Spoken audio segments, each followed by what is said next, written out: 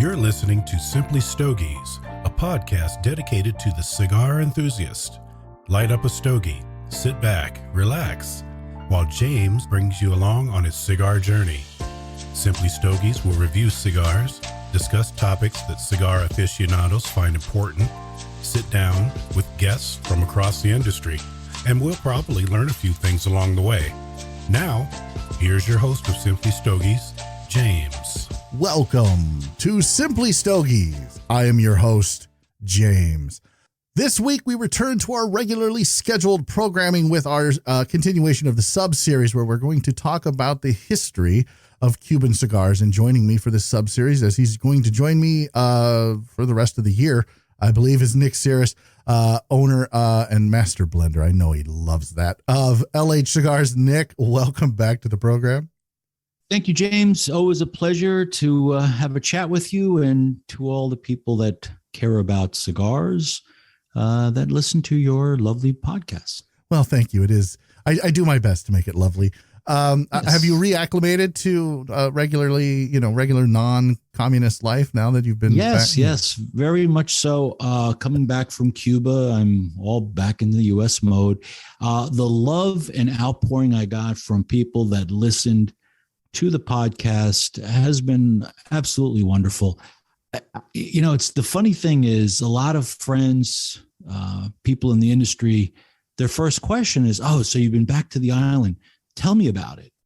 And not to sound like a dick, but it's like I've told the story so many times, and everybody asked me the same question. And I started saying, listen, if you want to get a definitive answer about what my experience was like on the island going back after a 2-year hiatus, spend a little time. You don't have to listen to the whole thing. Listen at 3x speed. I don't care. But if you want to hear what's going on, this is it. It's become I know it was a little discombobulated because I had so many different ideas that I wanted to get across, but I think the general gist of what I wanted to explain about going back to Cuba and the state of Havana and Cuba today, I think I pretty much covered it. There were parts that I wish I had covered as well that I didn't, but you know what? For the most part, it went too long anyway, No, it was good. We had a lot of great feedback about that episode. Everyone seemed to enjoy it. Everyone seemed to love it. You had a lot of knowledge, and it was, here in the States, we don't get to see what Cubans go through on a daily basis. And we all know that you have a passion and a love for these people and for their culture, and obviously for the cigars that they are so most famous for.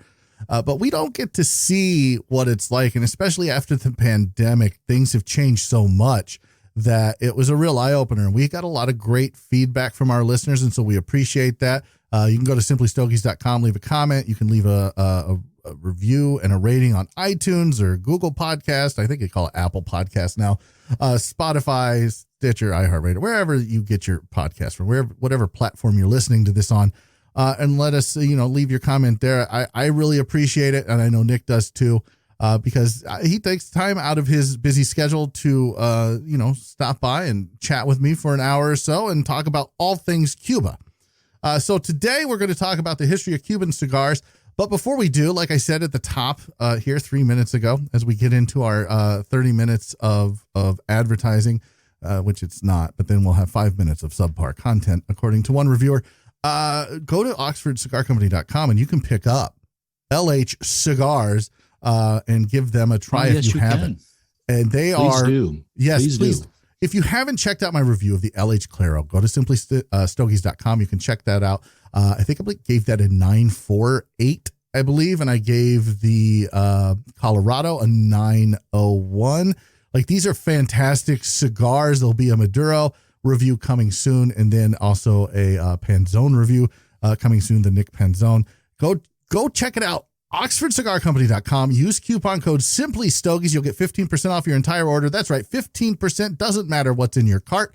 Use coupon code Simply Stogies, 15%, and enjoy some great cigars from Nick. I'm telling you, we've talked about this before on the podcast, but your Claro is the bridge cigar between Cuban cigars and New World cigars, and that's what it's been dubbed.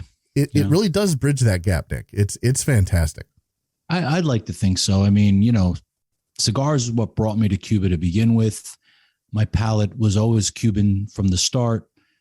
So using that as a basis, that's what my first cigars and blends tasted like. I still do like the Cuban, something about the Cuban taste, which is very difficult to try to duplicate. There's the earthiness and all the other things. I mean, the soil is very unique, so you're not going to get that without actually growing it there. But at least the essence, I'm tired of hearing the word very Cubanesque, very Cubanesque. Every brand likes to say their cigar is Cubanesque. I'd like to say it'll remind you, or I'll have hints of something that I'll say, hey, you know what? This reminds me of a Cuban cigar. But for my Claro, and again, I don't want this to be a commercial on LH, at least not for the hour, but the Claro, for somebody that likes Cuban cigars or anybody that likes a mild cigar, but likes flavor. I mean, the best compliment that I get are people coming up to me and go, I normally never smoke, Connecticut shade cigars, but I didn't know a Connecticut could taste like this. And that gives me a lot of warm fuzzies because that's what I was going for, having a mild cigar that you can smoke, especially in the morning with an espresso. Absolutely. Or any time of the day.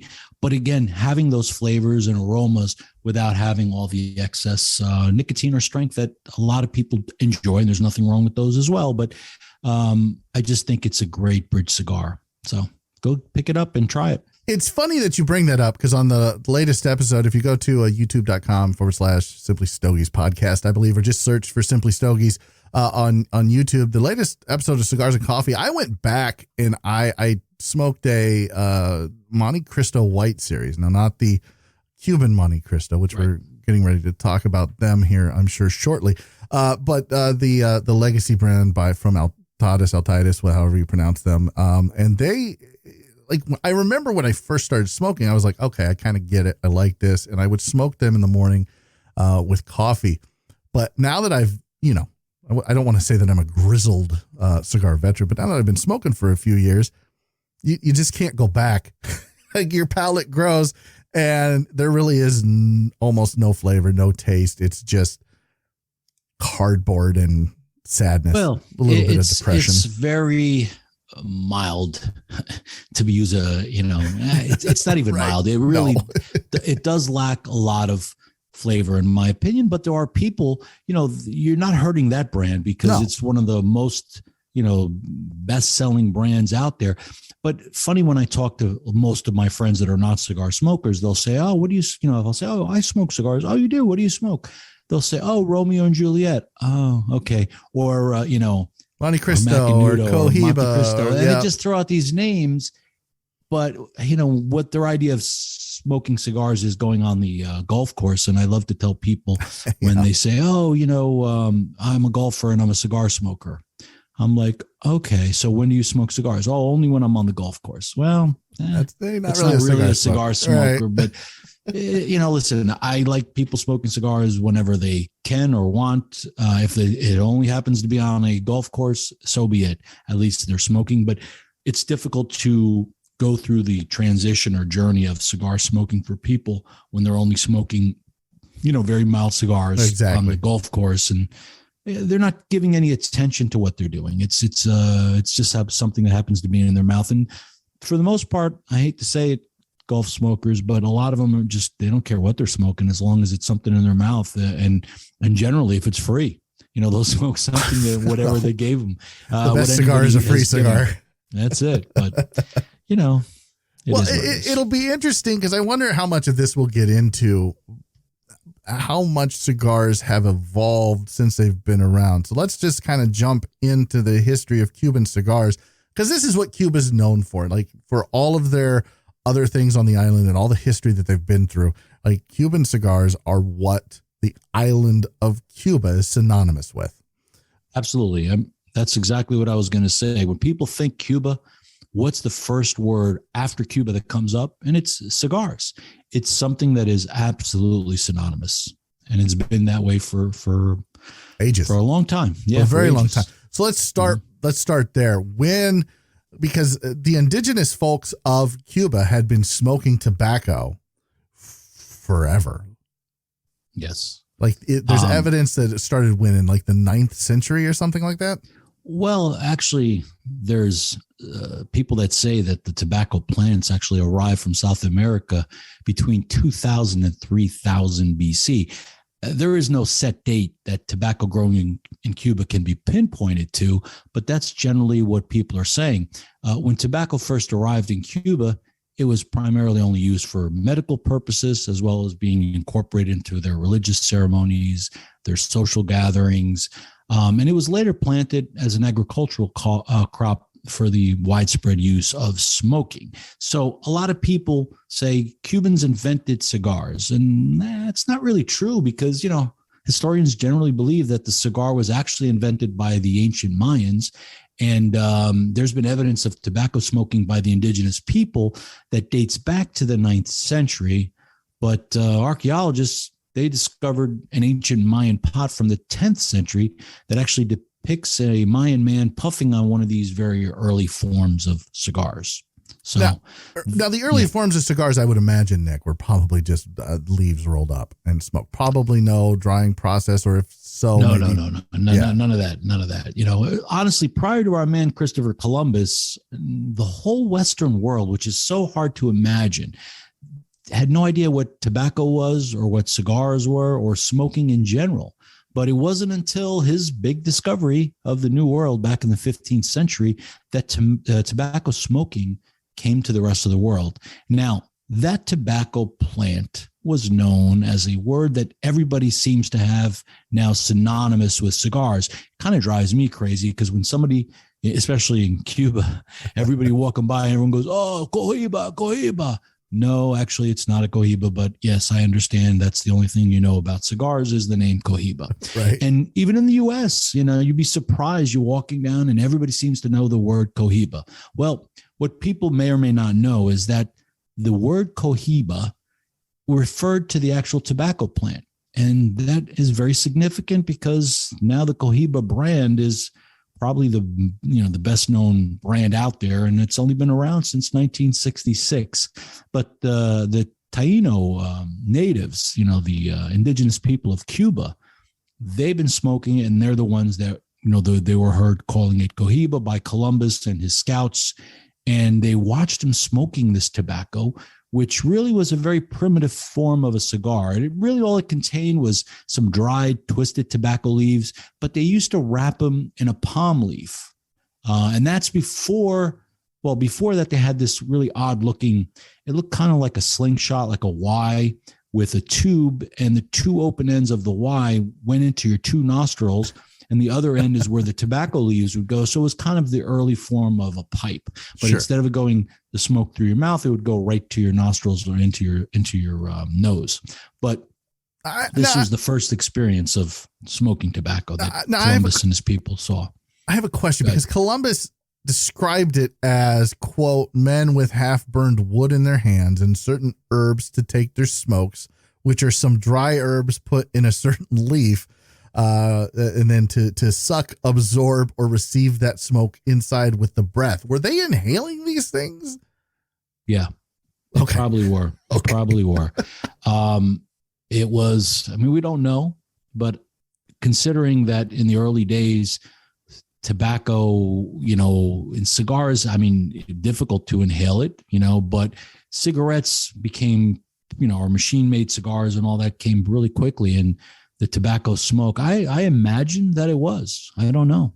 That's a good question that I don't really know the answer. I've never run across it, but I think they probably were. Well, I want everyone to think of, because if you've smoked for any amount of time, you know what young tobacco tastes like. You know that flavor, and it's not the greatest. Now, I want you to think of fresh tobacco, which is probably tastes a little bit better, I would imagine, but maybe not. And then just inhaling all of that smoke all of the time. Now, I know of a certain lounge owner in Lincoln, Nebraska, who inhales, and he said it on the podcast. It's Stacy from, or not Capital, but from Cigars with a Z, Cigars Lounge in Lincoln, Nebraska, where he will inhale every cigar ever that he smokes, and he smokes a lot. And he said he's always done that since he was in the Marine Corps when he first started smoking cigars for, probably 30, 40 years. Hope he gets checked out regularly, though. Yeah, like that is some thick smoke.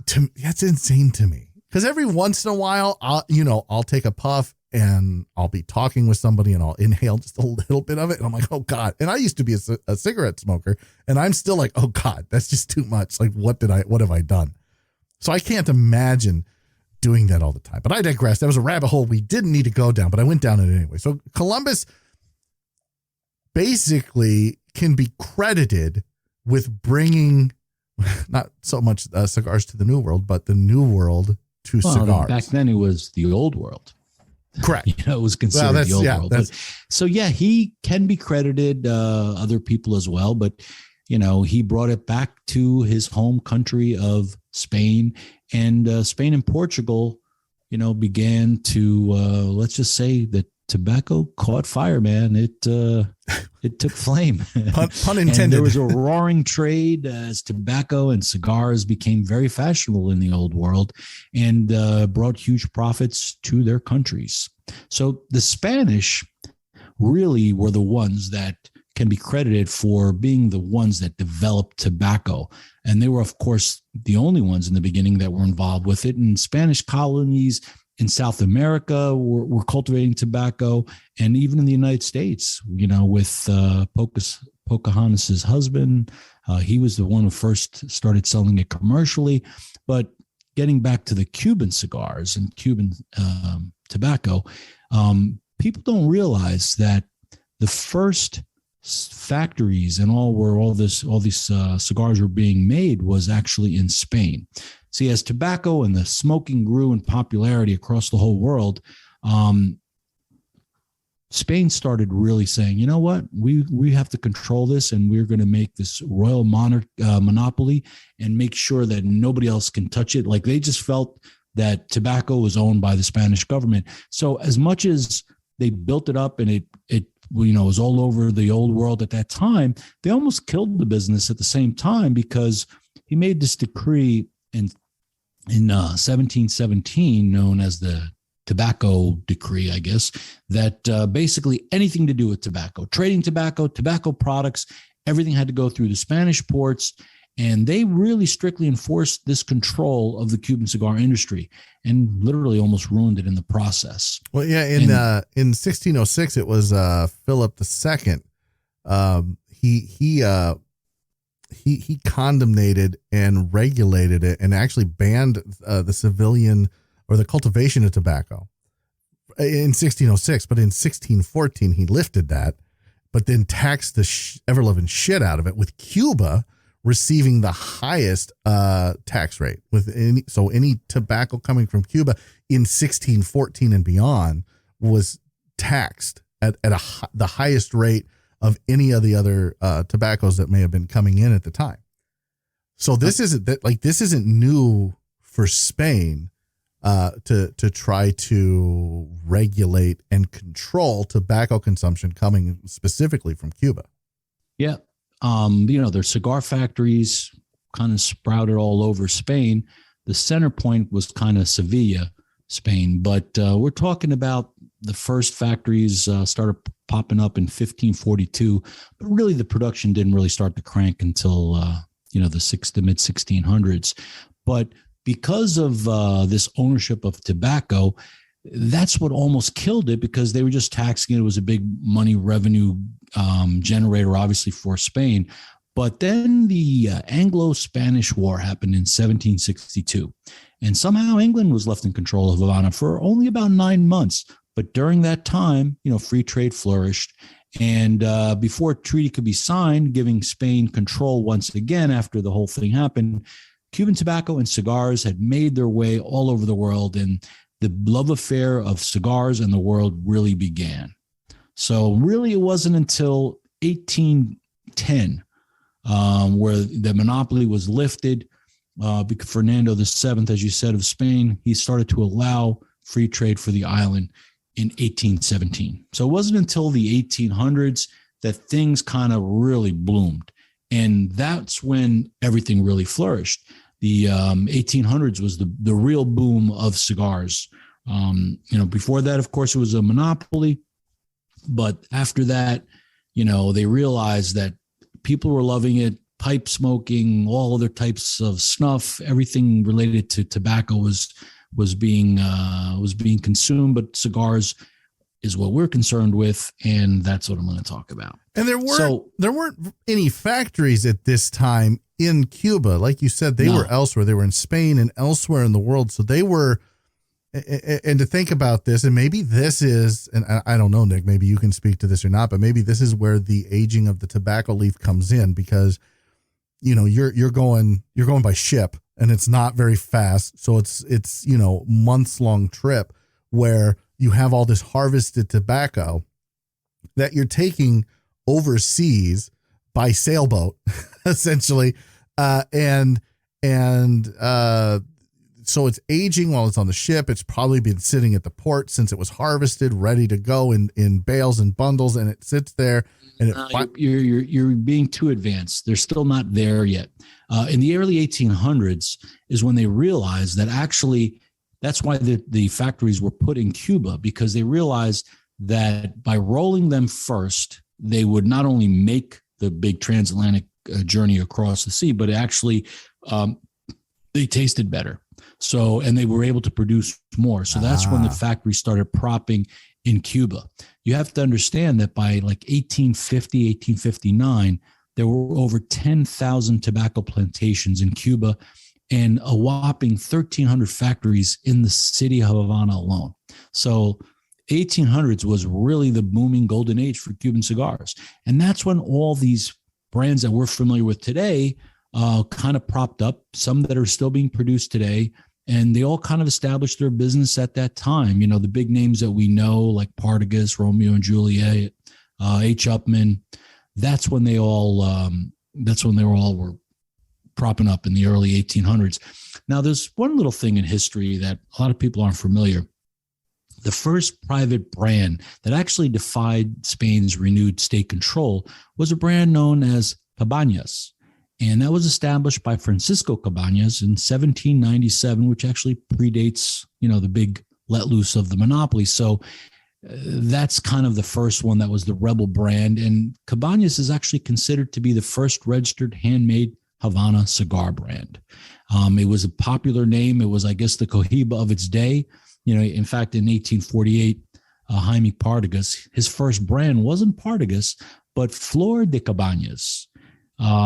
So that was his way of trying to imply that his cigars were made at the Cabañas factory, even though it wasn't.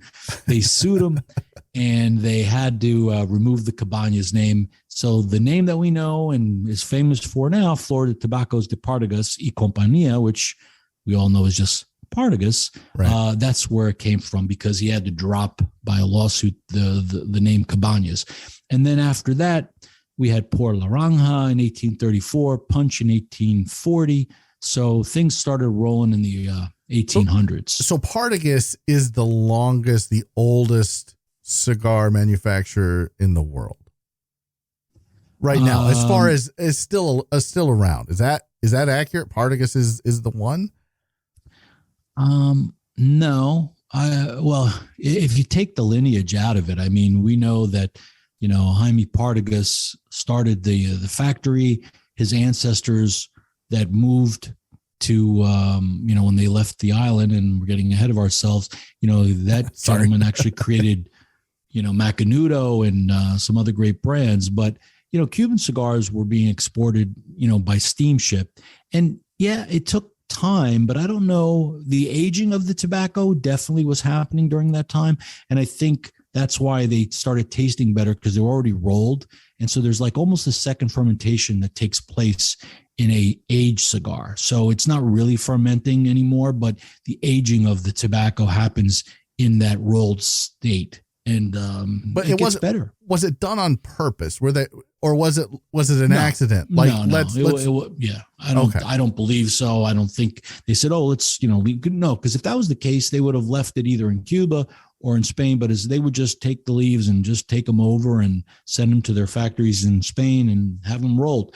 I don't think cigars back then were really any good. It was just a matter of smoking a product. And because there really wasn't much of a fermentation, if any, at that time, and how Cuban cigars now being exported around the world by steamship, the industry booming. And that's really when the fashion of cigars, that they started being associated with wealth and power. And to this day, that kind of, we still enjoy that, like the cigar represents, the established person, the guy that likes the fire, or gal that likes the finer things in life.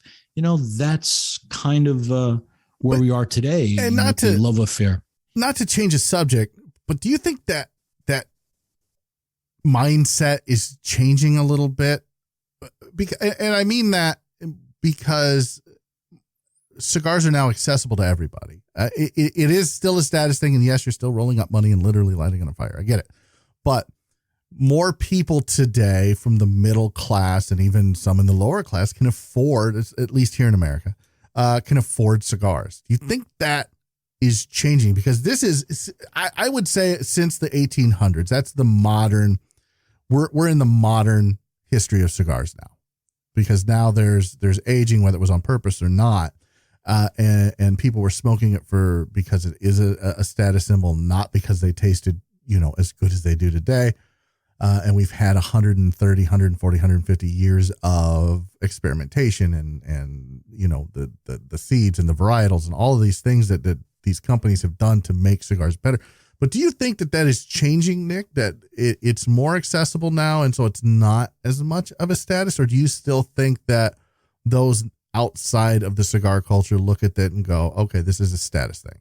I tend to think that people still really think of it as something, because even in America, I mean, a pack of cigarettes, I don't even know what they cost these days, but I know basically a pack of cigarettes is the equivalent of one cigar, of a premium cigar.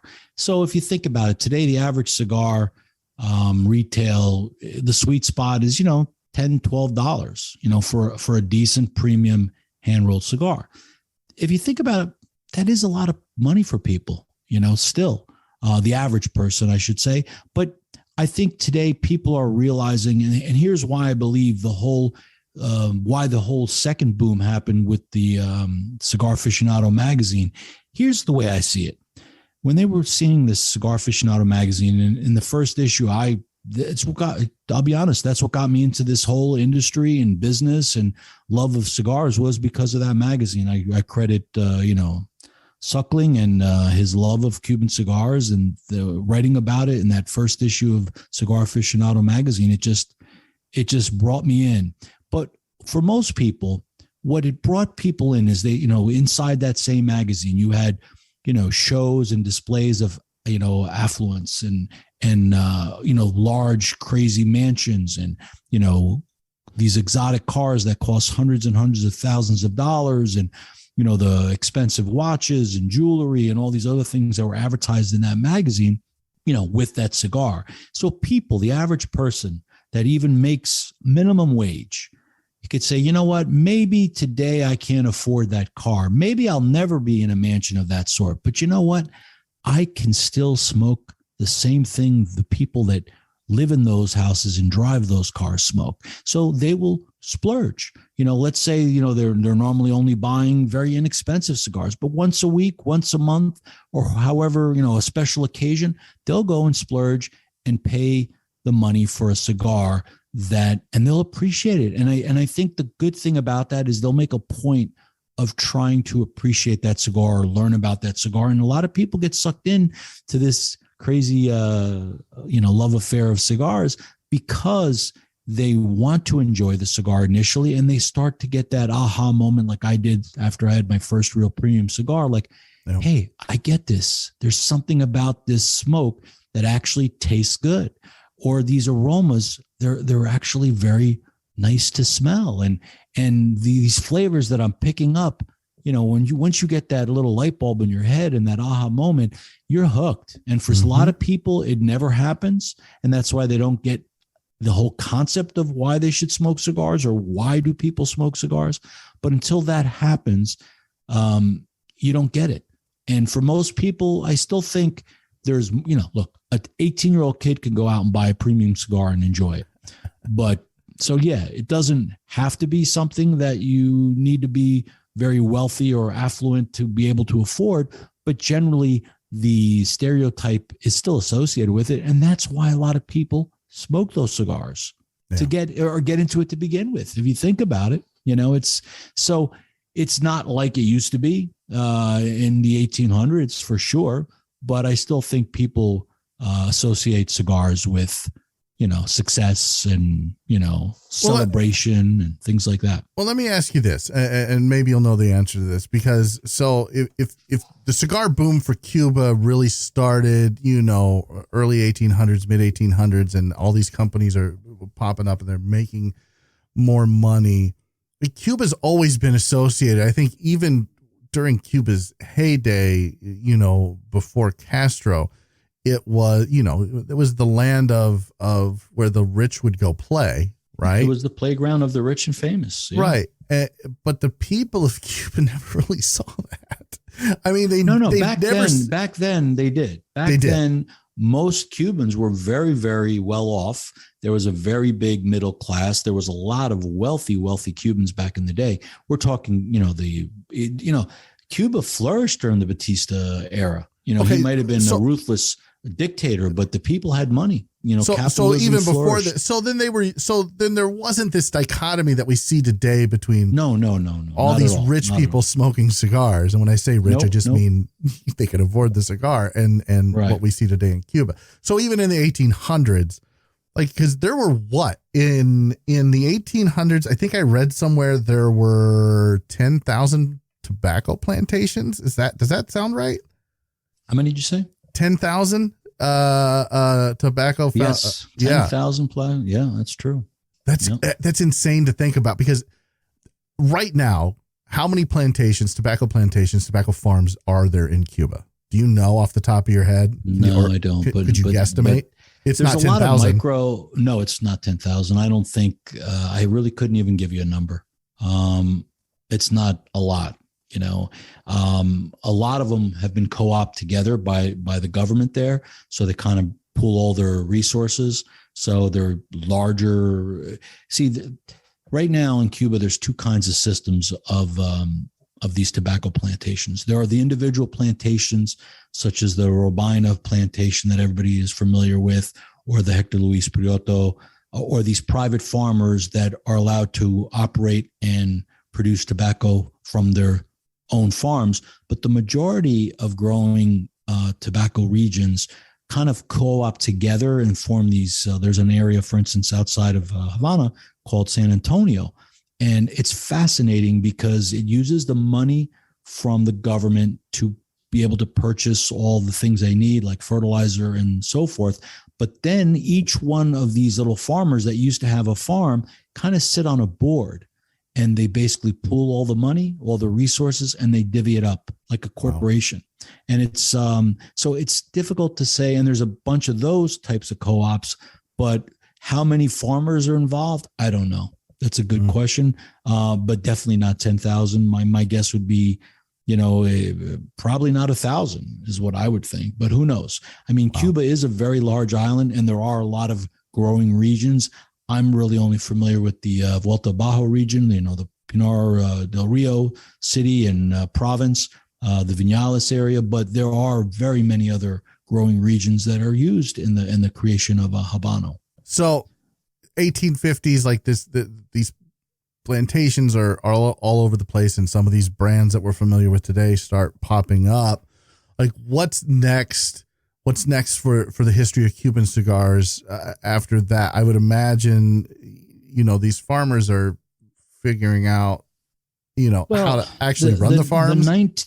The 1920s saw a little bit of a dip in the cigars because that's when cigarettes became more popular and machine-made cigars started coming in there, and the whole machine process. So people were starting to just try to make more profit, and some of the, I don't know what you want to call it, like that was where the money was at. So a lot of people were making machine-made cigars. So the hand-rolled cigars were seen as old school and lost a little bit of its luster until it was regained, of course.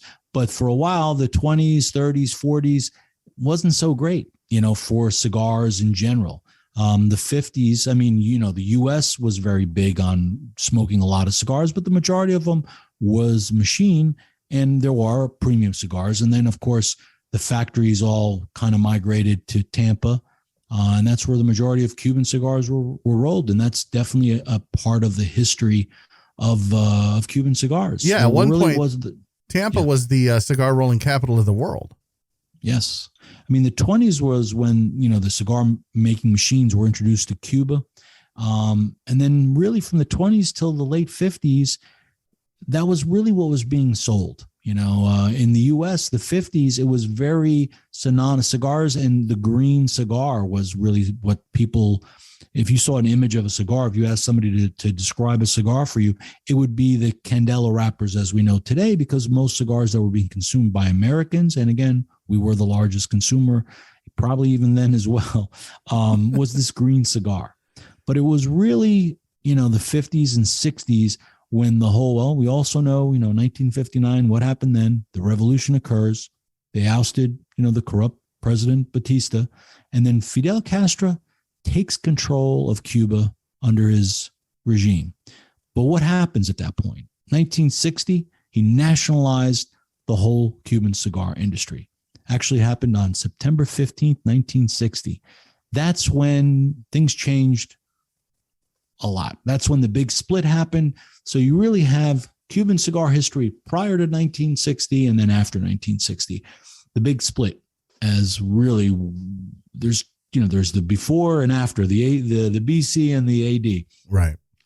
Everybody's familiar. We don't have to go into the history of Castro and the rebellion, but the impact on the Cuban cigar industry, that is what's very fascinating. After he nationalized the industry, most of the Cuban cigar makers left the island because they took over all the factories, and some did take some of the tobacco seeds, and we have the famous embargo that was set place in 1962, and the famous story where he wouldn't sign the embargo until he had his press secretary Pierre Salinger secure his favorite Cuban cigars for his personal consumption. Right. But that's a big famous story. But really, after that, the exiled cigar makers, they went back to their countries, because a lot of it seems like a lot of people from the cigar world come from the Canary Islands.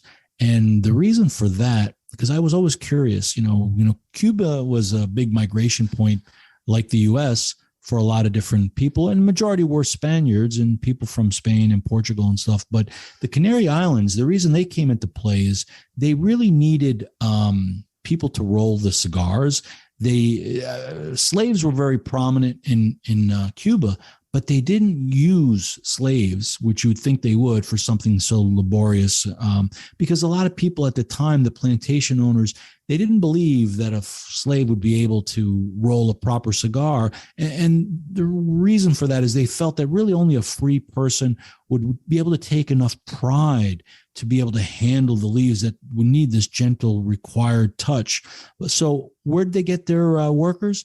A lot of immigrants came from the Canary Islands, and they were brought not only to work the fields, but roll the first cigars. So a lot of our ancestors of cigars were not only Cubans, but Canary Island Cubans. So that's the tie, because a lot of people always wonder, hey, what's this tie with the Canary Islands? So anyway, a lot of people went back to the Canary Islands. Once, Castro took over, they were trying to figure out what they were going to do and where they were going to grow their tobacco or even be in the same business. So where did they go? They went to Jamaica, Dominican Republic, Honduras, Mexico, Nicaragua. And they discovered that a lot of the soil of these other countries possessed familiar characteristics, but it's not the same. No. Not the same. They took their brands with them and they started their trademark battles in a lot of cases, but it's still ongoing. One of the first outside of Cuba was the Monte Cristo brand, taken by the Menendez family. They moved it over to the DR, which is where most of the cigar brands really took off. It was the DR. You had the H. Upmann there, the Romeo and Juliet. Everybody was kind of in the DR for a while. Jamaican tobacco was the in thing. Yes, which I find odd, because that's not a thing. I mean, I know there are still some, but it's certainly not what it was before, but there's still some Jamaican tobacco factories there. Yeah, there is. Sure. The Royal Jamaican still makes cigars there. And there are, Macanudo makes cigars from, tobacco from Jamaica. So yeah, Jamaica, there's a lot of countries. And you got to remember, tobacco's a weed. And like Nicaragua, back in the 70s, 80s, would have been unheard of cigars from Nicaragua. The way you're saying about Jamaica, like nobody thought, even in the early 90s, I remember smoking my first Nicaraguan cigar, a Joya de Nicaragua, which is really the first brand there. And I remember how strong it was. And I'm like, oh my God. But my theory is that, all the expats from Cuba, when they tried to make Cuban cigars or cigars in Nicaragua, they would take their formulas and their processes that they used, and they didn't really take into account how much the soil there is so different. It's such a volcanic, mineral-rich soil that requires so much more fermentation. So they would do whatever their process that they used in Cuba. Okay, it says 5 months, no problem. And they weren't taking account the difference in the soil or what needed to be done. But since the early 90s and today, Nicaragua has really come, a long way, as in a lot of people's minds, the forefront and the number one country of tobacco, because they figured out what they needed to do and how to make that tobacco taste and smell the right way. Now, that doesn't take away from Cuban cigars, because most of the world still says that Cuba is still the premier and the number one cigar out there. And you're not going to change the world's opinion of that overnight. But the beauty is that today, U.S. citizens, well, up until Trump changed where you couldn't buy, you used to be able to buy Cuban cigars outside of the U.S., of course, and you could make your own debate and really figure out, do you like Cuban or non-Cuban? What I like to say about that, a lot of people ask me every day, what's your favorite? Is it Cuban? Is it non-Cuban? And I go, it really doesn't matter what my favorite is. It's all about your individual palate and taste buds. And if you're used to smoking, you're a politician. ABC, no, not at all. This is how I believe. Because that's why, you were talking about reviews, and it's all great to use as a guideline. Sure. But reviews in general are the thoughts of your palate. In your case, subjective. It's very subjective. It's so individualized.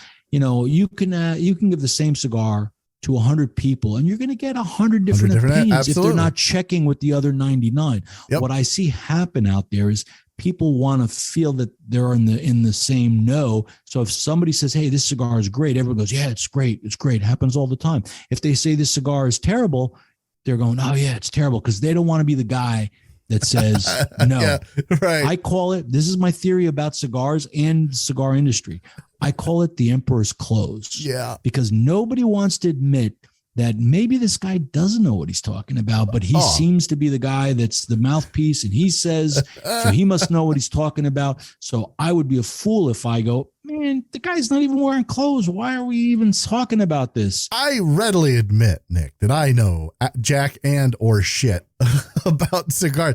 Like, I write these reviews, and I'll give you a great example, because I think this is a fun topic. It kind of goes into the history of cigars, because I want to ask you a very specific question about cigars. But, for me, I just did a review on the Lithium Lancero from Jake Wyatt Cigars. Mm-hmm. And I love the Lithium Toro. I love the Lithium Bellicoso. I've done review. I did a review on the Toro, and I gave it it was in the 9s. It was a very, very good cigar. And so I was very excited for the Lancero. Well, 4 out of the 5 Lanceros that I got, one of them was literally unsmokable. It would not stay lit. I couldn't get through the first third. It was very underfilled. 2 of the other 3 were underfilled to the point where it would go out when I got to the final third. And I'm like, I just don't even want to relight it at this point. And only one of them smoked perfect.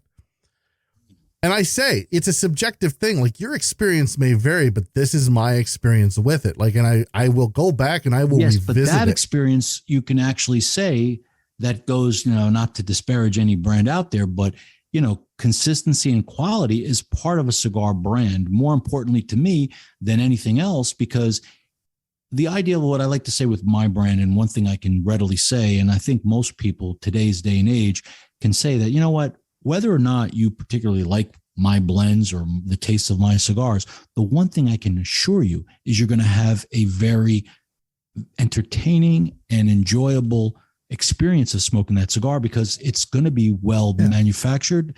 And that's half the battle. It's more than half the battle. So that's today. There's no excuse why a cigar cannot be properly made. Okay, things happen. It's a natural product. It's made by hand. Yeah. So there's always things that can happen. And it's a Lancero. For the most part, it shouldn't. Like you don't have any Lanceros in your portfolio, do you? Of course I do.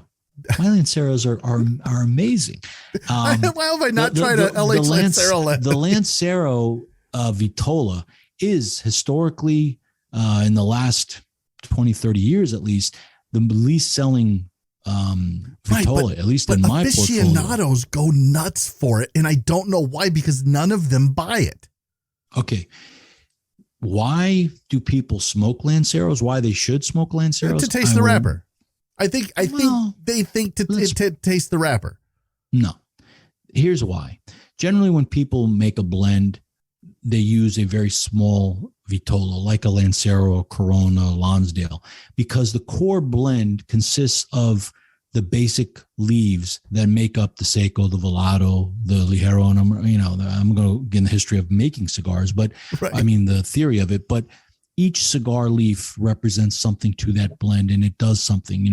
There's leaves that are designated part of the plant that are there strictly for aroma, strictly for combustion, strictly for strength. Right. And then the wrapper, goes on top of it. And yes, on the thinner, because it's a matter of geometry, if you have a thinner cigar, the wrapper is going to represent a larger percentage of that cigar's total leaf.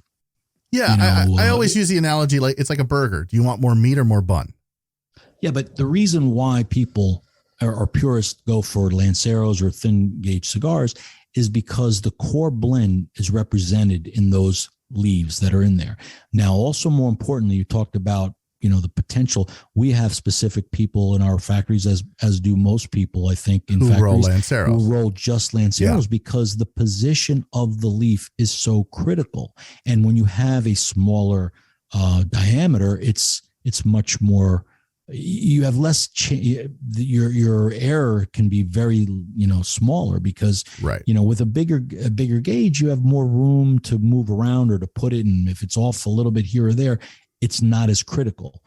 In a Lancero, it's very critical where those leaves are positioned, and there's less filler leaves. So basically, when somebody creates a blend, usually people blend with like I mentioned, with a smaller gauge cigar, unless a specific cigar size is blended for a blend, and that happens too. But for the most part, if you're going to create a blend for a line of cigars, you start with the thin gauge and you work your way from there, blending for the particular size of the cigar that's coming out next, or the next size you're making. So that's why it's so critical in the Lancero or the thinner gauge cigars, the position of the tobacco and the way that it's rolled. All right. So since we went down this rabbit hole, I'm going to ask this question, Nick, because I don't know who else to ask, and I can't find the answer anywhere. So maybe you'll know. And I know this probably has nothing to do with the history of Cuban cigars unless they're the ones who started it. Cigars are always, as someone who's been doing reviews now for a couple of years, and we break it up into the first third, second third, final third. Who did that? Is it the blenders who went, we want the first third to taste like this, the middle third to have a transition, and then the final third to have a transition? Or is it literally just people like me with our heads so far up our own ass that we're like, oh no, there are transitions here? Like who came, like, where did this start? Where did it come from? Do you know? Well, transitions happen in cigars and should happen in cigars as they change. I think the whole idea of the thirds started just from reviewers saying, okay, like they just broke it up. I guess they could have done quarters, but it would be or talking half about more thing, or halves. Right. Halves would be less of a change because it should be a transformation or a transformation of the tobaccos as it goes down. Now, the position of the tobacco is very critical. A lot of people don't know when they break up the cigar where they put the leaves, they literally put, they take the ends off the top and the bottom and fill it in the middle to try to give it more of an even blend across the front. But yes, the way that the cigar transitions has a lot to do with the size point. That's why why do people smoke Robustos and not Toros? I'd rather smoke a Toro. Okay, so the reason for most people is it's a time thing, right? You're going to smoke a Toro, you need X amount of time. A Robusto is going to take less time to smoke because it's generally shorter and thinner. Exactly why I smoke a Toro. I want more time. Okay, but how different does the tobacco taste just from let's say just being an inch shorter?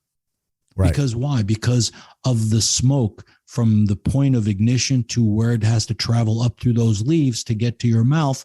It's shorter. So that's going to affect the taste and the smoke transitioning through those leaves. So the longer, thinner is going to have a different taste, again, with a lot more wrapper. Oh, I will say this about the wrapper. One thing I did have a nice discussion with one of the blenders in Cuba this last trip. The biggest difference, because of course I was letting them try my cigars there. I always get a kick for them trying non-Cuban cigars and their reaction.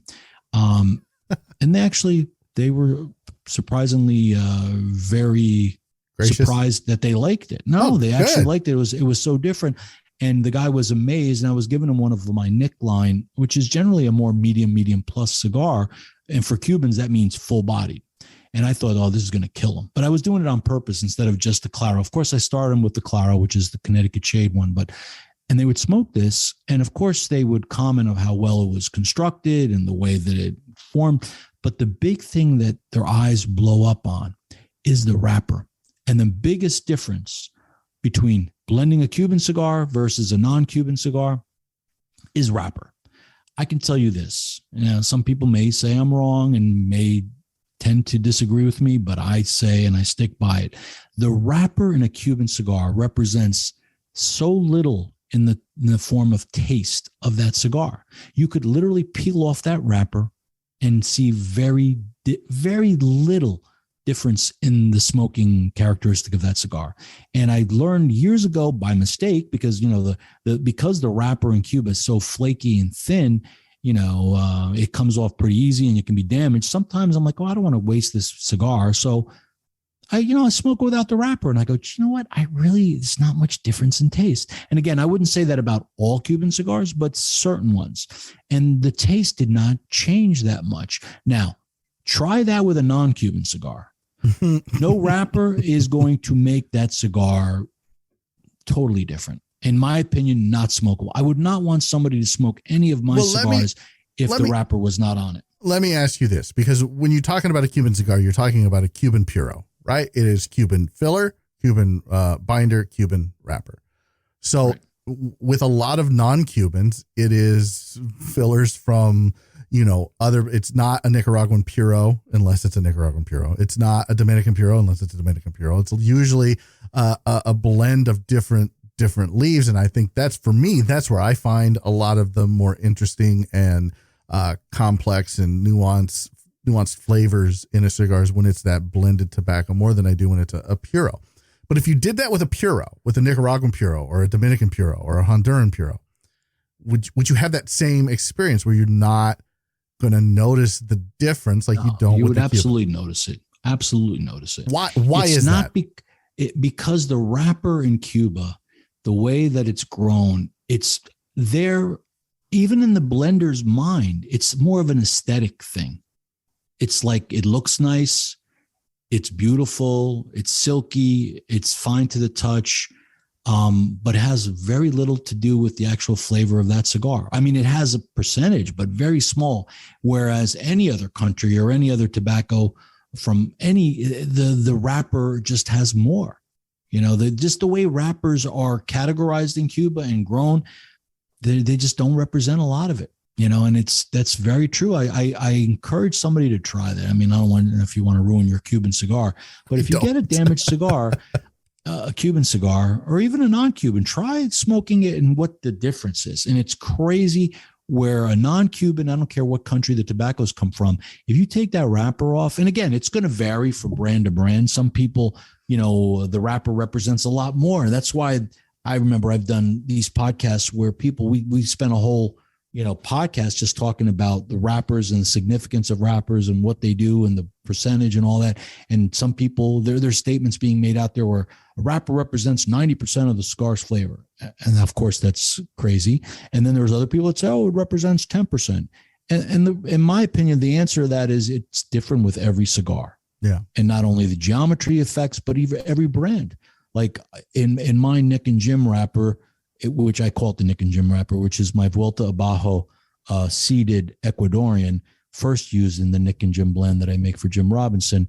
Now I use that same wrapper in my Nick line of cigars. And I particularly love that wrapper because it offers so much flavor, but with a sweetness that I still have not been able to duplicate in some of the other wrappers that we grow in Ecuador.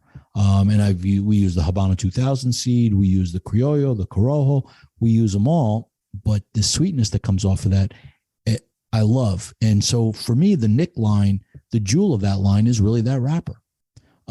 Where in the LH line, the wrapper represents a lot of the flavor and is what differentiates a lot of the taste differences between the three lines that I have. It's not as critical as the Nick line of that wrapper, that right. dark Oscuro, very, very rich wrapper. So yeah, the wrappers are very important to a cigar. In Cuban cigars, they just represent less.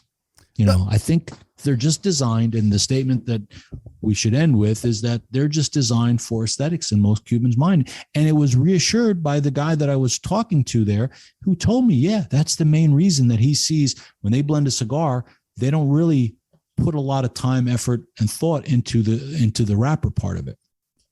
It's just aesthetics. So I wish they'd put more time and thought into not making plugged cigars. But that's a whole nother conversation. That's a whole different conversation, which we will eventually get into. And I know we went down a couple of different rabbit holes, but we did get to the big change, which was in the 1960 when Castro took over. And really, that's modern cigars now is where they're at. They've gone through, at least as far to my knowledge. You can correct me if I'm wrong, Nick, but I think they, like a long time ago, Cuba went through their all of their tobacco that had been aged and was being fermented properly, and now, sometimes you'll get some young tobacco with Cuba. Although I think that's changed in the last couple of years. I'm not really sure why. Well, it got a bad rap, and rightfully so, actually. So maybe it wasn't a bad rap. There was a real problem time, in Cuban cigars. Since the 60 years since Castro took over, we're talking 6 decades. There's been a lot of transitions. With the nationalization came a concentration of resources, and then a lot of these brands were eliminated. Dunhill and Davidoff, they went off. Now, Zino Davidoff, man, that guy was, in my opinion, so smart because he saw the writing on the wall. Yeah. And he went to the Dominican Republic while he continued to make Cuban cigars all the way through the 90s. How did he get permission from Castro to do that? He was the only one that was allowed. Because you know what? How? He left before the embargo happened. And he said, you know what? I think Dominican Republic makes, that soil is better for cigars. But if that was true, then he would he wouldn't have continued to make Cuban cigars, or I think people wouldn't have had them, would have smoked them. But yes, that brand is one of the premier brands out there, and Dominican Republic is one of the premier countries outside of Cuba that make great, tobacco. But how did he get permission? I believe is because he asked for permission before everybody left. You know what I mean? I saw the agreement was done before everybody. He didn't just leave. When every other company was nationalized, he had asked ahead of time if he can continue to do it, I think. And that's why. Again, somebody from Davidoff probably has a better version of that historic contract between Fidel and the Davidoff company. But I'm sure it has something to do about, for whatever reason, he liked them. Fidel had a thing. If he liked you, he was okay with you. If you didn't, well, I mean, look at the Cohiba brand. I mean, I think that's a very good, like that encapsulates what Castro was like. He loved Cohibas. That's why Cohiba became synonymous with Cuban cigars, or just cigars in general, is because let's backpedal a little bit. Since we're doing history of Cuban cigars, let's talk about the history of Cohiba.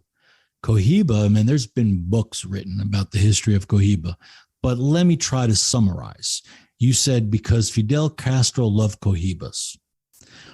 Fidel Castro created Cohibas. That's his brand. He made it. Okay, there you go. In 1966, Fidel Castro appointed Cohiba as his personal brand because it was rolled. Now, there's different people that are credited with being the creator of his blend, of this original Cohiba blend. One was his chauffeur. Another was Avelino Laura. There's like 3 or 4. I have a book on my shelf somewhere about the whole history of Cohiba, and maybe I should have looked through it before I gave this talk. But off the top of my head, 1966, he started to smoke these cigars that his driver gave him, and he said, "Hey, I love these cigars. Where'd you make them?" "Oh, I got this person." So he decided right then and there that he was going to create his own brand that was going to be rolled just for him and for dignitaries and VIPs. And he started the Cohiba brand. One of the nationalized properties, which today is known as the Leguito Factory, was a mansion in Siboney that it looks like no other factory in Cuba. And it literally was a big house that they converted. And he was one of the first people that decided that, you know what? Women make better rollers than men, so we're going to incorporate more women. And partially it was because they were looking to give jobs to a lot of women back then. And so he found the best of the best and made them rollers. And initially, I think they were 100% female. And the Cohiba brand was born. But you have to remember, from 1966 until the brand actually went commercial in like 82, you couldn't buy a Cohiba. It was only given by Fidel and to dignitaries. So yeah, go ahead. Well, let me ask you this then. If when Cuba eventually gets rid of communism and will the people get rid of, because right now Cohiba is synonymous with Cuban cigars. Right now Cohiba is arguably the flagship brand of Habanos SA. Mm-hmm. So if communism goes away, will Cohiba go away? Will the people be like, no, Cohiba is synonymous with Castro and we don't want anything to do with that? Will that brand if that's true, what about General Cigar that owns the rights to Cohiba? And that's a whole nother topic, how they won legally a battle. And that they shouldn't ended up, I don't think they should have, because the U.S. Cohiba brand name was registered in the United States by General Cigar in 1978. Now, remember, I'd said that it didn't come out commercially for sale to the public till 1982. No, but everybody knew what Cohiba was. Oh, yeah. Everybody knew what the name was, the allure. So they went and registered it, and they legally own the rights to it in the United States. Now there's been a whole battle, a legal battle that look, all the other brands, I get it. Jaime Partagas family, they left, they took the Partagas brand. Will they want these? Will they want these names back? Like, let's pretend communism goes away. Though. Yeah, they do want them back, but that's an easier thing that's going to happen because the way that everything is going. I do. I don't see that's going to be like right now. Altitas, which was owned by Imperial, which is now owned by the Spanish holding company. Yep. Owns 50% of Cuban Tobacco. They happen to own the brand Monte Cristo, H. Upman, and others. What I call legacy brands. Yeah, what I call legacy brands. And STGs, the Scandinavian Tobacco Group. They own Cohiba and Partagas and the other ones. So somehow there's going to be some arrangement. Worldwide. STG owns the rights to Partagas and Cohiba outside of Cuba. I'm saying in the U.S. You think there'll be you think there'll be some kind of arrangement? Well, I mean, if Altitas owns 50% of Habanos SA, and they own new company, and they own what? They own Monte Cristo and no, they own Monte Cristo and a bunch of others. And a bunch of others. That would be a easier kind of meld, I guess. I don't know. STG owns quite a number of them too. I don't know either. I think that's an interesting conversation about the future of Cuban cigars, but for the history that it became for new cigar smokers, I can only speak to my personal experience. You know, you walk into a cigar shop and you look as a new cigar smoker, and you see Cohiba and you see Monte Cristo and you see Partagas and you see H. Upmann, and you're like, oh, okay, well, these have been around for a while. Like, I've heard of these. It's not what you've heard of. It's not what you've heard of at all. And it's a completely different tobacco. And unless you are informed, especially as someone who's brand new, I'm talking 2 or 3 months into the hobby, you have no idea. You're just like, okay, well, whatever. These must be, I didn't think you could sell Cubans. What?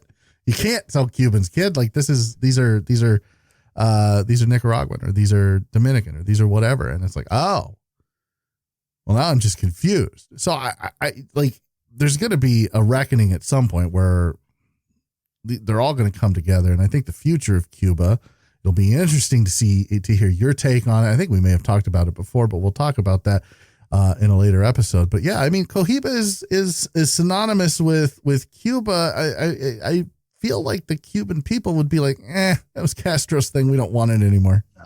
It right now, it's their pride and joy. That's the brand that everybody knows. Like I said, you walk down the streets of Cuba smoking a cigar, and everybody will come up to you. Oh, Cohiba. You're like, that's their way of saying, do you smoking a Cohiba? You know, and usually I just nod my head. Yeah. It just doesn't, it's not even worth getting into a conversation about it. But that's their limited knowledge of what, to them, the word Cohiba and cigars go together. They think every cigar is a Cohiba, or they don't know anything about cigars. And that's the word that's become so synonymous.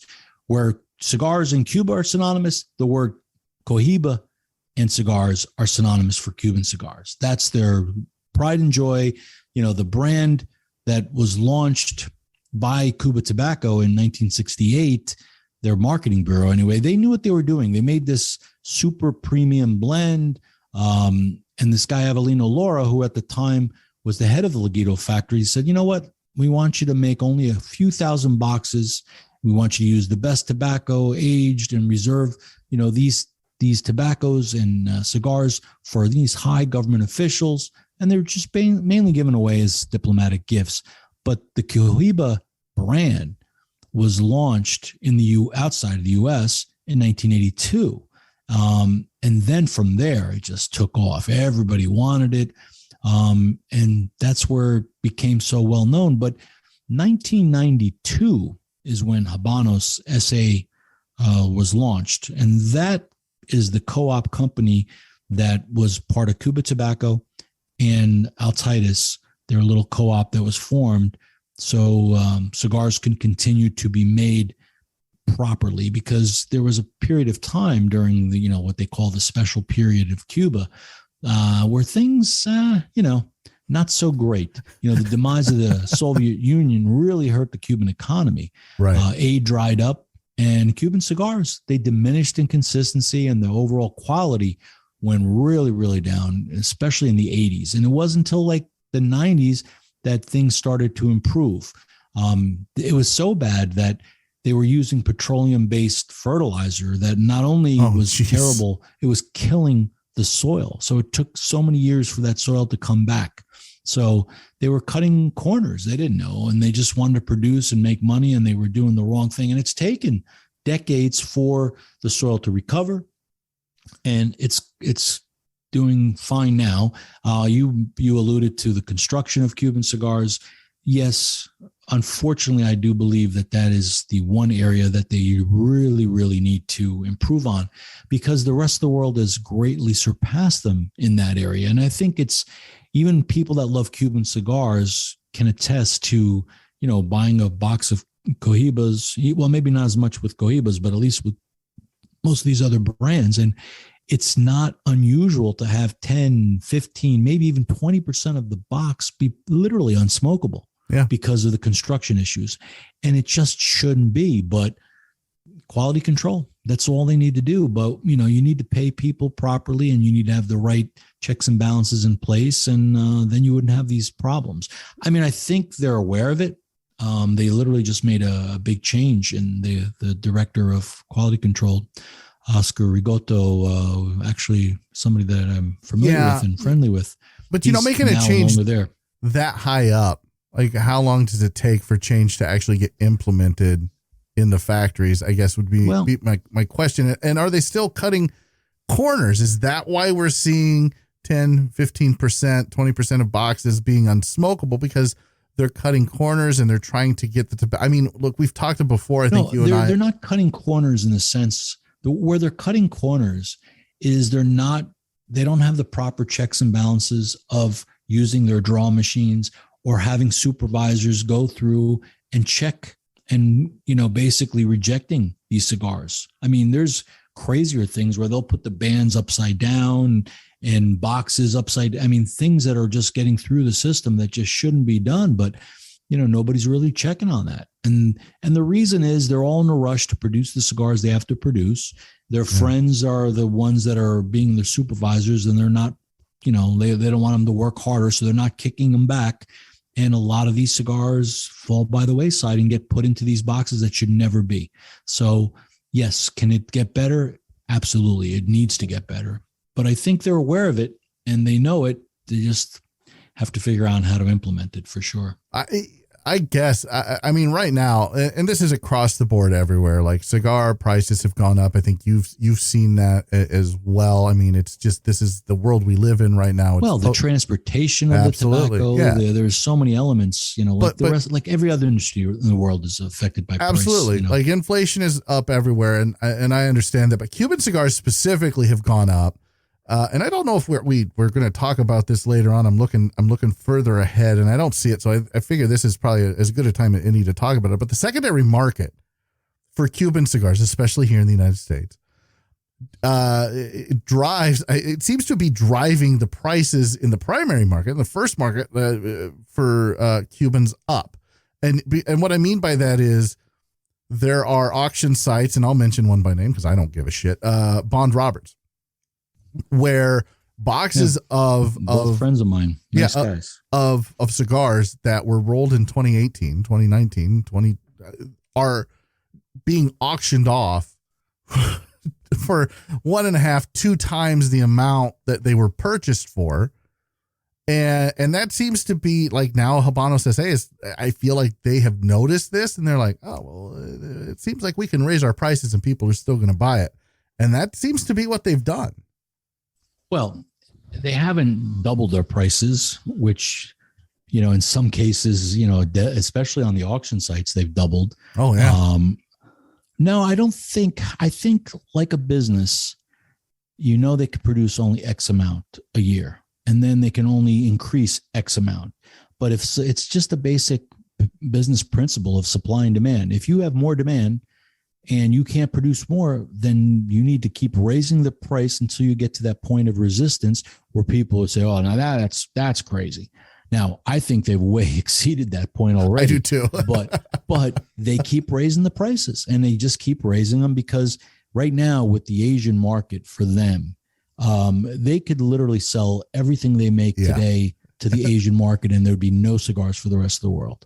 They can't do that. So how do you do it? You keep raising the prices so everybody, and unfortunately, they're expensive. They're very expensive. And these auction sites and collector sites and everything else, everybody wants what they can't have. And that's the reality of life, especially Americans, I believe, why do people chase, like all these trends that we've had over the years and in Christmas, people trying to find the toys that nobody can get, the Cabbage Patch styles, the Tickle Me Elmo.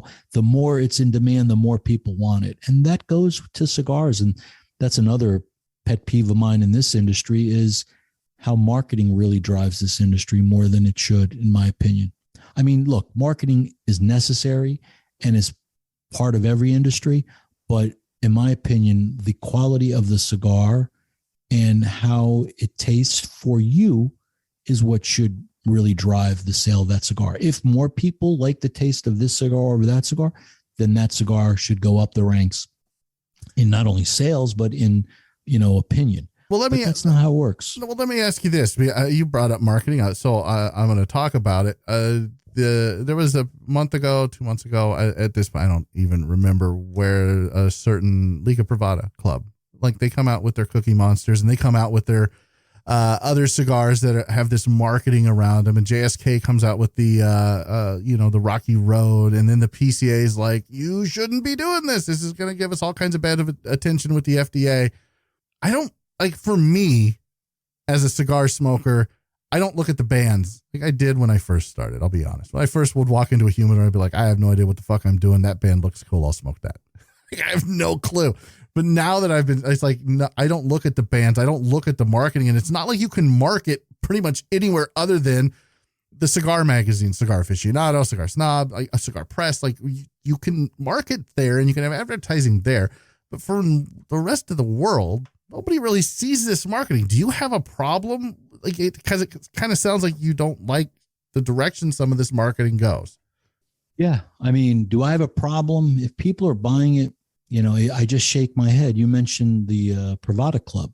I mean, what clubs like them and others, they're buying leftovers, factory closeouts, whatever they can get their hands on. I'm not saying in every case, but this definitely is happening. And they're creating these, they've already gotten in trouble and they don't really care. They're making, some things that shouldn't be marketed towards kids or things of that nature. These brand, definitely license infringements on some of them, but so they're putting these crazy, silly names on these cigars or these bands that people, and in contrary to what you said, yeah, people are buying it because of the band. Talking to these retailers, I'm in their stores every day. They're telling me, Nick, I know these cigars are terrible or inferior or not something I would normally smoke, but if I get 10 boxes this week, I could have sold 30 boxes. So these companies are doing an incredible marketing job and driving the traffic to the retailer, which is fantastic for the retailers because they didn't have to. They could have kept all the money for themselves. But I think some of the draw is getting it into the retailer's hands and building up the retailer traffic, which is great. And that's why the retailers are not poo-pooing, these monthly cigar clubs and things like that, because they're kind of working hand in hand. Do you think they're marketing to kids specifically? No, I don't think the marketing is to kids, but it can be perceived as that because they're of a more immature or smaller to the outside world. It looks like we're marketing. When outside of the cigar industry, it looks like if they see a cigar and it says, cotton candy, or Porky Pig or something like that. What is somebody that knows nothing about the cigar world or industry and sees something like that? They're going to think, oh my God, this is directly marketed to kids. And that's how the FDA is going to view it and how the rest of the world is going to view it. That's where my issue with it lies, is right where you said people outside of the cigar world looking at it and going, oh my God, you're marketing to kids, right? These products, in my opinion, my humble opinion, which doesn't amount to a fucking hill of beans in this world, is that Pravada Club and some of these other folks should never be in a grocery store. They should never be in a gas station. They should never be anywhere where kids can see them. They should be behind the doors and the walls of a humidor in a lounge somewhere. That's where they should be. Now, look, I can't control what's online, and honestly, I don't care if you can't police your child and what they look at on the internet well enough, then like whatever. But it's certainly not marketed towards kids. Yeah, but here's the bottom line, James. In my opinion, the timing couldn't be worse. Right now, we're in the process of being, with the FDA and their rulings and everything that's coming out. Why give them ammunition? Even if it's not rightfully so. I mean, its appearances is everything. It doesn't matter if it was the intent is not for that little kid that's going to go to a supermarket, but to the appearance, to the outside world, look, as cigar smokers, we have to be citizens of this place we call planet Earth. So we have to get along with everybody else. Now, we are our own subculture for sure. But if somebody looks at us and says, oh, look, that guy has a band on it that has Porky Pig, that should be looks like it's marketed for kids. That may not be true, but it looks like that, and therefore the FDA is going to use that as ammunition on these brands. Let me posit to you this way, because, and I'm gonna compare it to alcohol, because I have had in my illustrious collegiate career several professors say, if mankind knew the effects of alcohol when they first found it, they would have immediately forgot about it because it's so terrible for the human body. And the same, if doctors or right, but that's the same with cigars, right? It's not, or with smoking in general. At what point do we just let adults make adult decisions, right? And that's kind of the way I look at the FDA. Is like, I don't need a babysitter. Like, I don't need the government in my humidor. I don't need them in my bedroom. I agree with you 100%. I'm not for the FDA. The FDA has no business. That's we could do a whole show just about the FDA and how they really should have no business being in the cigar world at all. Yeah. You're talking about a product that is handmade, that is very organic. And how can you regulate something as long as you're not putting, the whole take, and not to disparage flavored cigars, but if you're not putting chemicals or additives to a cigar, it's a natural product, then the only description that should be there is tobacco leaf grown in X country using maybe this seed, because that's about all that it's about. There's nothing else. So how they want to get involved because it's tobacco and how bad it is, and no one's going to tell you it's a healthy habit, but there's no statistical evidence that's out there that says that it does the same type of, it should not be lumped in to the same category as, cigarettes or these other categories. I don't disagree. But what I'm saying is at what point do we stop worrying about what everybody else thinks and just be like, look, I don't disagree with you on the marketing at all. Like, I don't like the marketing of Pravada Club. I don't like the marketing, for example, of Drew Estate and when they do their graffiti, because that's what they call it. They don't call it cartoons. They call it graffiti. I don't like that. It's the same thing, right? Like, it's flashy, it's colorful, it's a cartoon. Kids are going to go, ooh, what's that? Right. And so I get it. But they're not marketing to me. I am an old, crusty guy who doesn't give two shits about pop culture anymore because I'm just too damn old. But they're marketing to the younger, hipper crowd in their 20s who are starting to have some disposable income, and I get it. And they don't have to market it to me, and I don't have to like it. And for me, because I'm outside of the industry, I just talk to the guys in the industry like you, and I try to bring my opinion in it, because again, my opinion doesn't matter at all. But I don't care what these guys do, because they're not on the corner selling it to kids. It's not weed. It's not THC. It's not vape. It's not a cigarette. Kids aren't breaking down the door, to get into a fucking humidor to get shit. So I just have a real problem with it overall. And I just don't like the whole censorship aspect of it. If I don't want the government to censor me, I certainly don't want other companies to censor me.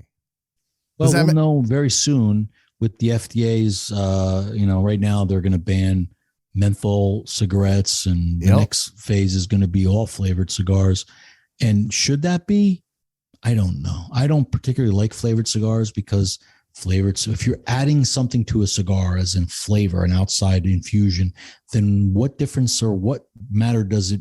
Who cares what the leaves are? It could be paper, because you're not going to get any of that. You're getting just the overall abundance of this infused flavor.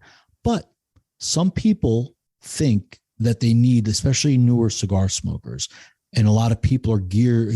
I haven't seen it, to be honest, but you go into a tobacconist or a cigar store and you say, I never smoked a cigar, and they'll take them over to a flavored cigar. And I'm like, oh my God. Why do you do that? Bad move. That is a bad move. I do the exact opposite. Yeah. Where I see somebody come in and ask for a flavored cigar, and I try to lead them down the correct path, as I like to say, to take them away from the additive flavor of that cigar and try to get an experience and try to look for those, as hard as it is in the beginning to pick up these flavors for some people that have never smoked a cigar before.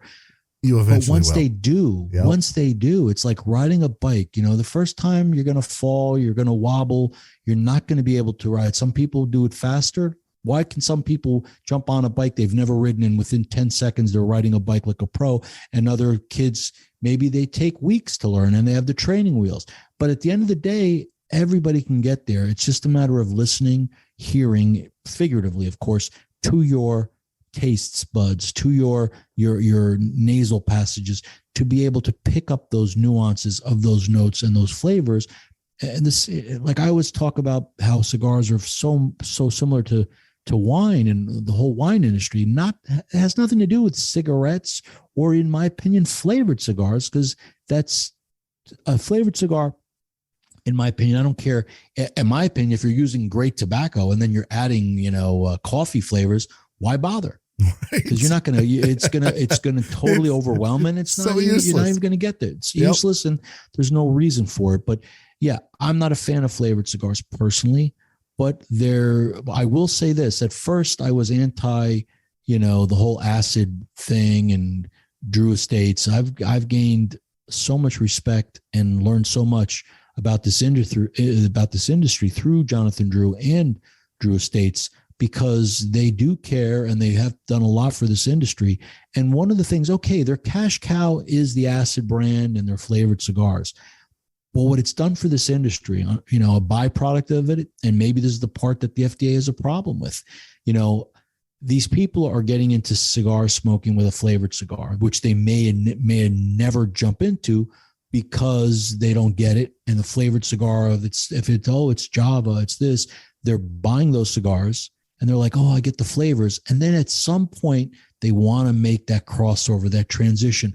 Let's say they're in their 20s or whatever point they think, okay, you know what? Let me put my big boy pants on and let me try a real premium cigar and venture into that side of the world. Eventually it gets there. So we've got a lot of new cigar smokers from those people that initially were only smoking acids and the flavored cigars. So what's going to happen if the acid brand and all flavored cigars go away? It's going to make for less people entering the industry and fewer cigar smokers overall. So it's going to diminish or maybe lessen the amount of people coming in, possibly. Maybe. But to bring this, I could live with that. I think I don't know if I care enough whether I can live with it or not, but to bring this. What I mean is, maybe there'll be less cigar smokers, but then things will happen, phenomenons will happen, like the cigar aficionado boom of the 90s was because of one magazine that this whole industry saw this crazy boom. Who knows what the next boom will be for the cigar industry? 100%. And that was going to be my point, to bring this back to the history of Cuban cigars for... it's all cyclical. It goes in a cycle where this is in fashion, this is out of fashion, this is in fashion, it's out of fashion. Cigars are not immune to that. Kings have tried to get people to stop smoking cigars for centuries, and it hasn't. Here we are in, the year of our Lord 2022, and we're still smoking cigars. You can try to regulate it as much as you want. I promise you, in the year 3022, unless we've all blown ourselves to hell, we'll still be smoking cigars. So, or maybe even if we have blown ourselves to hell, maybe it'll just be, radioactive cigars. I don't know, but they'll be around. And I think that's where we're going to end it, on that terrible disappointment. Nick Syris, what? Go ahead. Oh, no, it's okay. Okay. I mean, we've gone on our history of Cuban cigars was more about talking about cigars in general. There was a couple of points just towards the end I did want to talk about, even if it's just to kind of close the whole the Cuban cigar history. I mean, absolutely. I started to talk about the 80s, and they had a huge crop failure. The 1980 blue mold plant disease wiped out almost the entire crop. So that happened. The 90s, we had Altitis buying 50%, which I touched upon with Habanos. Things changed. Then you had Altitis was bought by Imperial Tobacco, and that happened in 2008. They realized they didn't want to be in the premium cigar business. They just sold it. I think it's been a year and a half ago. I mean, it was going on forever, and it was during the pandemic, and some unknown ownership based out of Asia purchased the Altitis interest, which represents 50%, of Habanos, which is the Cuban cigar period, So I don't know. That's kind of where it ended. I think it'll be interesting to see where the history of Cuban cigars go from here on. That's going to be we talked briefly about the prices, but how can that continue? Can they make more cigars? Do they don't have enough tobacco? I think it's going to be like everything else. It's a bubble, right? And as soon as all the bubbles burst, this bubble will burst too, and things will start to come back to normal. At least I hope, because I mean, I'll be honest with you, Nick. When I first started, I was buying Cuban cigars quite a bit because I really did enjoy the flavor. I think they are some of the best cigars when they're rolled right. They're some of the best cigars on the planet, and there's nothing quite like it. And I don't think they are unique. They are unique. I have not bought a box of Cuban cigars. I haven't bought a Cuban cigar since 2019. And well, it's all been New World cigars, non-Cuban cigars, and honestly, I have found a deeper love and appreciation for Cuban cigars through not smoking them as much as I was. And when I do pull one out of what I affectionately call the Comidor, I'm like, okay, this is, I remember what this is. And like I talked about at the top of the show, which was so long ago, where, you can't always go back. And I, tried that Monte Cristo White series for the cigars and coffee. I don't get that with Cuban cigars. With Cuban cigars, I get it. In fact, now that I've been smoking non-Cuban cigars, I can pick out the nuances of that Cuban cigar more than I could before. I can pick out the complexities, and I can appreciate that, what aficionados call the twang, because it is unique and it is different. Is it better? Oh, maybe. But it's definitely unique. But I'll be honest with you, and I'm saying this just because you are an owner of a non-Cuban cigar. I would rather smoke a Claro 9 times out of 10 than any Cuban. I like my cigars as well, but I also I smoke everybody's cigars. I literally smoke every cigar out there, and that includes Cuban cigars. I do enjoy Cuban cigars. Like I said, they're a very unique type of tobacco that is very distinctive. I have this group of friends that they always try to stump me. Can you pick out the Cuban cigar, Cuban, non-Cuban they do? Right. And literally, I used to think that, and I would say I'm in the 90s, high 90s. I've been stumped a few times where I'm not exactly sure if they were real Cuban or not. But the point is, I can just taste that tobacco, and I know Cuban tobacco when I taste it. But that's all part of the learning process and learning about different tobaccos. I can identify a lot of different tobaccos, and sometimes you get stumped, but a lot of times you get the general gist, of where that tobacco originates. I can pick out that it's tobacco, not really where it's from.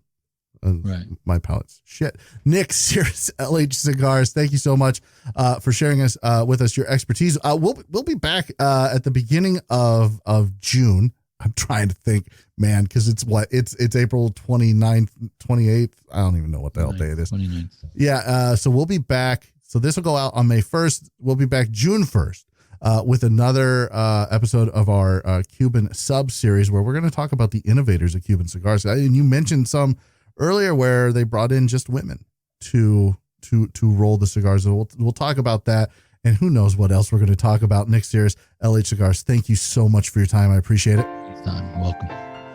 Join us next time. We talk about innovators of Cuban cigars and everything else that goes along with cigars and cigar culture. Until then, friends, stay smoky. Thank you for listening to Simply Stogies. Visit simplystogies.com for the latest articles and reviews. Subscribe to our YouTube channel for the latest in video content, and please rate and review Simply Stogies on Apple Podcasts, Google Podcasts, iHeartRadio, and Spotify. You can follow James on his cigar journey on Instagram at Simply Stogies Podcast, all one word, and on Twitter at the Twitter handle at Simply Stogies.